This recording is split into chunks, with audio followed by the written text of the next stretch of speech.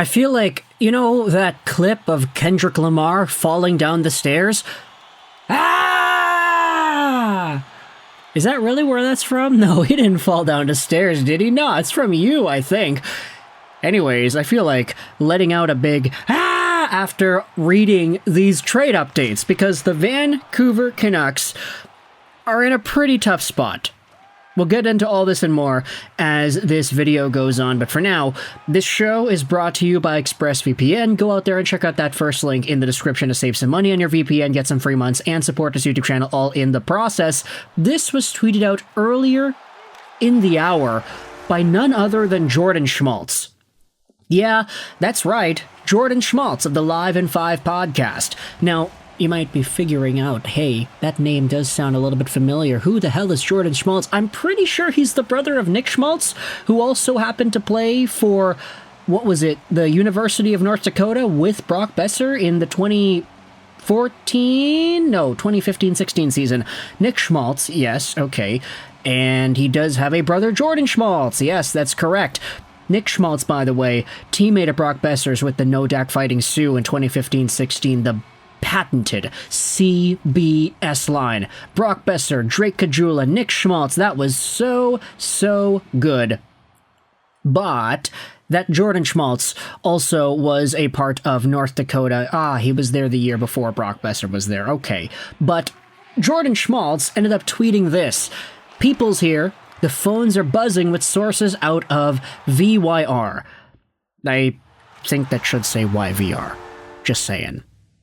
Still, no movement or progress on the Brock Boeser trade front. I'm told the team is willing to retain 50% of Boeser's contract in return for assets and picks. Boeser, however, does not intend in re-signing with the Canucks unless things drastically change within 4 hours. And this, of course, is a really big deal because, you gotta think about it, because Brock Boeser, he had the chance. He had an opportunity to stay with the Vancouver Canucks for $40 million. They offered him $8 million a year. With the cap going up and Brock Boeser getting 40 goals last year. Oh, Frank Saravelli said it yesterday. Brock Boeser does the hardest thing in the league to do, score goals. That's why he's on pace for only 25 this season compared to 40 like he had last year. Realistically, Brock Boeser has always been this player. Aside from his rookie season and aside from last season, Brock Boeser has always been a 40-50 point caliber guy. This year, though, on pace for 50 points, that's right in line with what he had been doing earlier. 40-50 points, right? But last season was such a divergent year. 73 points and 40 goals, point per game in the playoffs, 7 goals in 12 games, the hat trick against Nashville. Everybody was talking about Brock Boeser because he was crazy good. Hey, he was amazing, and now this guy is on the market, right? The Vancouver Canucks, they offered him $8 million. He said no. He wanted more term, and now we are hearing that apparently he does not intend on re-signing with the Vancouver Canucks unless things change drastically. We'd also heard that the $40 million contract offer the Canucks had on the table is no longer on the table. It's not there. Brock Boeser doesn't have that option anymore. It seems a lot like the Vancouver Canucks are in a spot where they're looking more at these trade situations and trade hypotheticals around the league, and they're trying to formulate something around that. Now, this is what Irfan Gaffar said a little bit after the Jordan Schmaltz tweet. Irfan Gaffar, of course, he used to be on Sportsnet 650, and he does stuff for Daily Faceoff, I'm pretty sure. Daily Faceoff? No, I think the Fourth Period, excuse me. He ended up saying this: the People's Insider isn't far off here. Teams out there are not viewing Boeser as a desirable rental at this point.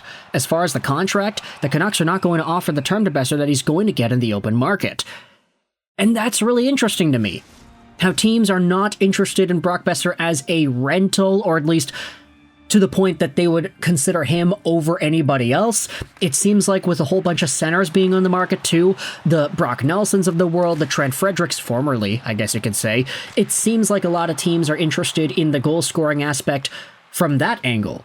Hey, why would we get Brock Boeser when Brock Nelson's available? He also scores goals, and he's a center. It doesn't really seem like there are too many teams that are specifically looking for a scoring winger like a Brock Boeser can be defined as. And now we are seeing other reports like this that are being talked about by folks like Cam Robinson. Take a look at this. I'm told the Canucks are not too impressed with the offers that Brock Boeser has gotten at this point.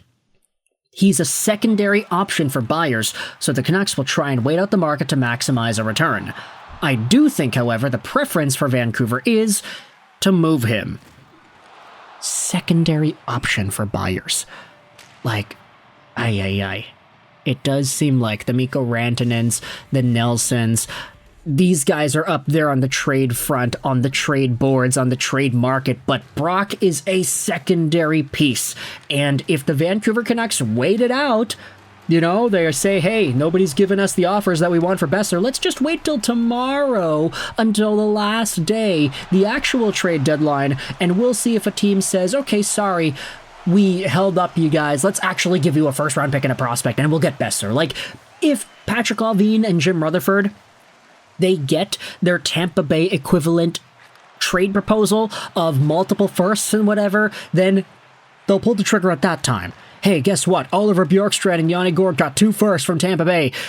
Is it really the fact that that's the market at this point, or did Tampa Bay just really overpay? I think it's like a little bit of both, but still, Brock Boeser being on the market, not really generating as much interest as Vancouver would have wanted. I do see this as a red flag. I do see this as a situation where Vancouver could really get burned here.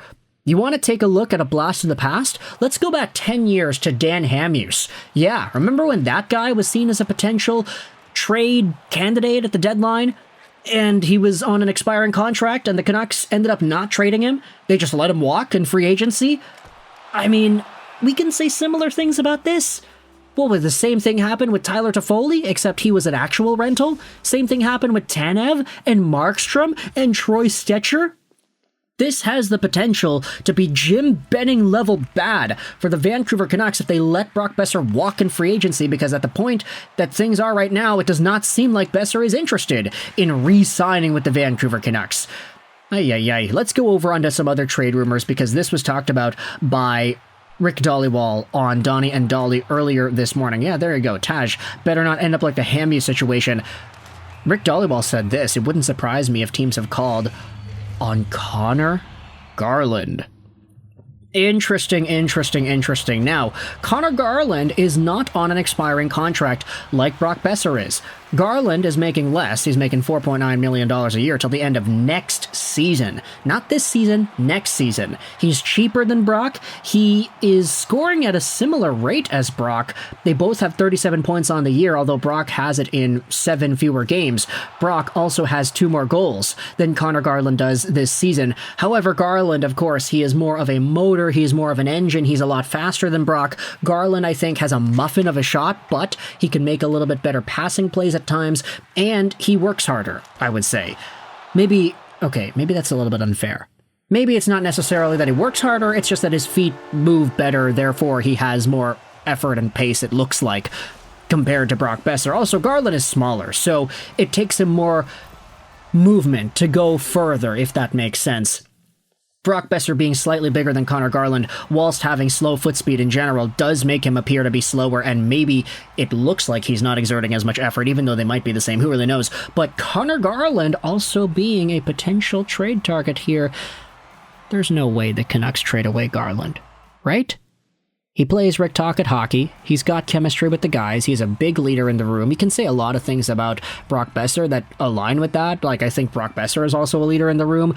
But Conor Garland, I think, is a lot more important to this Vancouver Canucks team right now as it stands compared to Brock Boeser. So hearing that apparently teams are calling about Conor Garland, but they think of Brock Boeser as a secondary option, yeah, I mean, if you had asked many Canucks fans this year, who's a more valuable player to the Vancouver Canucks in 2024-2025, Brock Boeser or Conor Garland, I think a lot of them would say Garland. So it makes sense to me why he's being asked about, but why Brock Boeser is being a secondary option compared to some of the other assets on the trade market at this point in time. So Yeah, let me know your thoughts in the comment section below about these weird Vancouver Canucks trade updates and how things are not looking too good for Brock Boeser and the Vancouver Canucks. Let me know in the comments, what do you think this goes? Where do you think the Canucks decide to take their trade conversations to? And what do you think ends up happening by this time tomorrow? Let me know in the comments, how do you feel? I hope you enjoyed this video. And bye.